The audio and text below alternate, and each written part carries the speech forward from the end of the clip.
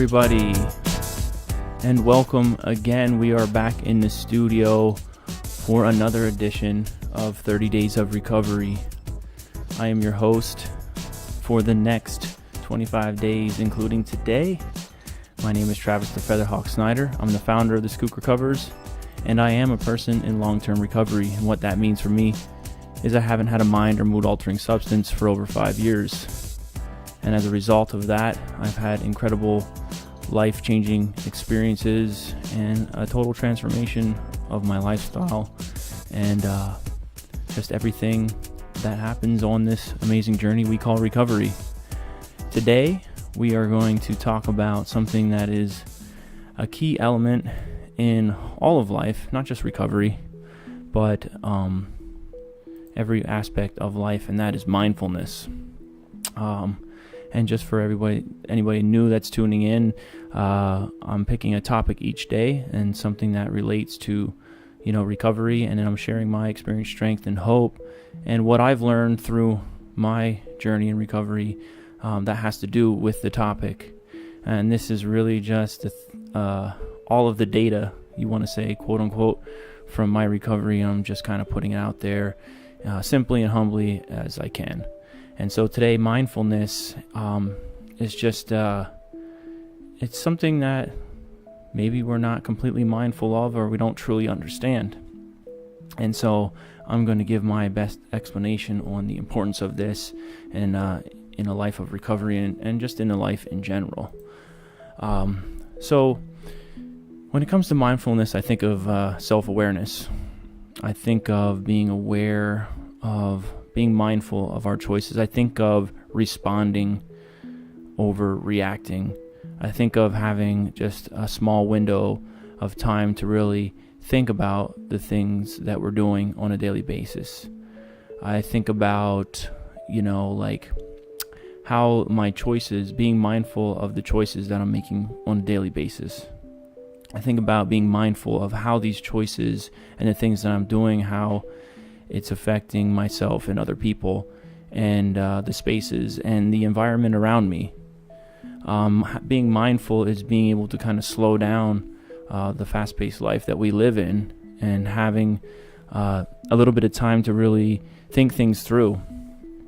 And, I'm going to share just a couple of examples. Like anytime that I really share, I try to I'm a type of person that likes to, when I'm learning from people, I like to have things that are understandable so I can say, oh yeah, that kind of makes sense now. And so I can tell you that mindfulness was something that I wasn't really too keen on, and I didn't really think things through all the time. I was always quick to react to situations, and I would my heart, in my addiction, and before I had my awakening and started in recovery, my heart and my spirit and my body wasn't really full of, real good, positive, loving energy. So anytime life happened or something happened, what came out of me was that negative energy. And I wasn't even mindful and had that full total awareness of why it's important to, be filling up my daily life with good, positive energy and being mindful of the things that I was doing and how that was having an effect on my health and my mind and my overall well-being and quality of life. And so when it comes to mindfulness, the best thing, and I wrote a blog on this on my website a while back, is really having that time to really think things through. And it's almost like anything in life, like any sport, any instrument, anything, any kind of job that you're doing. Like you have to, in order to improve different aspects of our life, we got to practice things. We got to be able to, practice them on a daily basis to become good at them. And so mindfulness is one of these things that it takes time to practice, but over time, we can create that space in that window. So 2 examples of mindfulness and how you can understand it. I live in Higgins. This studio is here in Higgins, and in order to go east from here, we have to go up the mountain. And so I'll give you an example, is that if I worked in Pottsville, I know that if I have a job in Pottsville and I need to be on time, that there might be times where there's a truck going up that mountain. And of course, that truck going up that mountain is going to be going slower. And because it's windy and curvy, there's not a lot of places to pass. And if I get behind this truck, it's going to slow me down, and there's a good chance that I might actually be late for work. And I'm not one who's, I'm like a right on time kind of person. Ask a lot of my friends. I'm sometimes late. Sometimes I don't show up at all. But I don't like doing that. But so being mindful is having that ability to say, okay, because I know, like, if we're going to be running late for work, we might get behind that truck and be like really upset and mad and want to get up and like get angry, and then we're going to be carrying that anger, and then we're going to be late for work, and then that's just going to upset us, and you know what I mean, and then that's going to have a negative effect on our whole day. And so I guess the mindful part of that is to be able to say to ourselves, okay, what is the most logical thing, to be able to think something through, to be mindful is to sit there and have that conversation with yourself. Like, all right, Travis, so I got to think this one through. So how am I going to not be late for work? And, what do I got to do every day in order to leave a little bit early?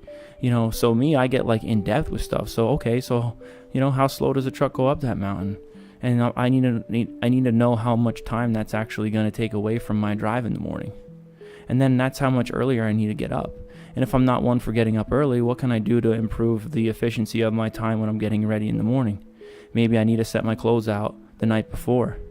Maybe I need to organize the things that I need to take into work. Maybe I need to pack my lunch the night before. So mindfulness is being able to actually take the time to sit and think things through and come up with solutions.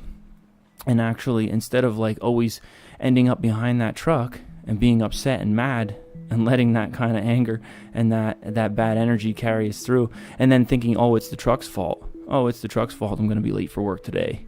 And kind of projecting it out elsewhere.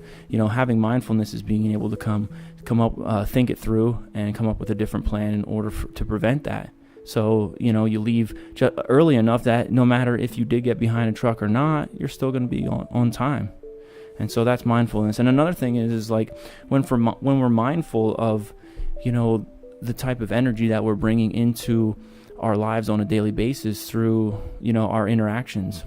And one thing that I always share is, and I always use these analogies of driving because I think most people can relate.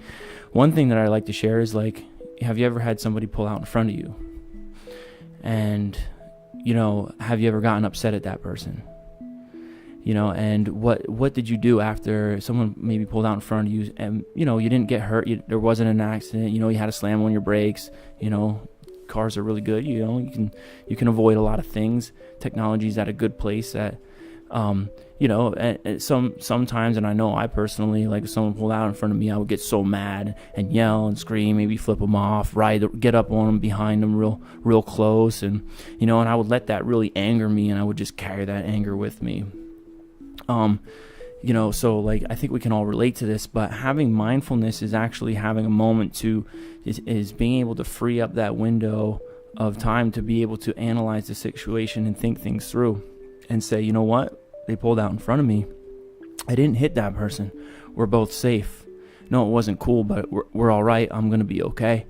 And to be able to back off and know that by me getting upset and angry and freaking out and driving up close to them, that is just going to escalate the situation and possibly put yourself and that driver in a dangerous spot. That's mindfulness. Mindfulness is knowing that, look, the world is going to move and shake underneath our feet. Things are going to happen on a daily basis. But we got to be able to have the mindfulness to know that there are certain things that we can't change in that exact moment. Like you can't change the fact that somebody pulled out in front of you. But what you can change is how you respond to it, instead of reacting and carrying anger and maybe taking that into your workplace, taking that around people that you know and love, and kind of like, passing that negative energy on and letting that consume you, because it can like have an effect on our whole body and our mind and our spirit and our cells and our health down to the core of who we are.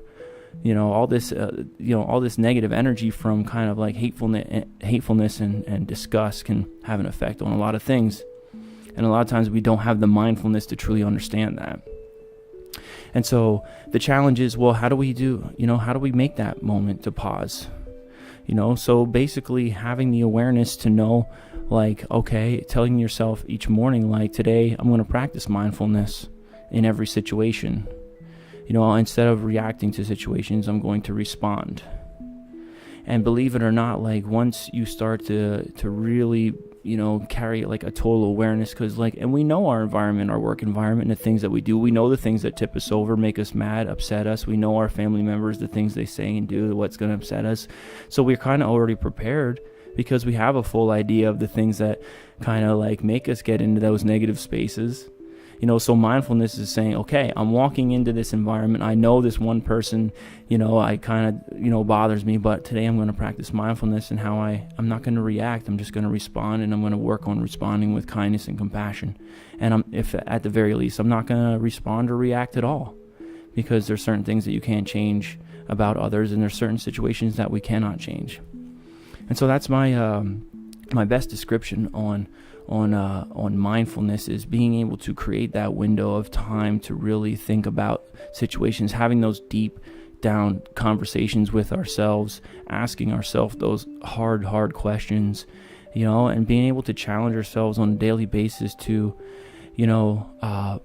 take every situation with a little bit of a pause and a little bit of a patient approach, and knowing and having the discernment to understand when and how to respond, and that knowing that if we respond to different situations with maybe a loving energy, and we find a way to be grateful for avoiding danger and not getting upset and being hateful.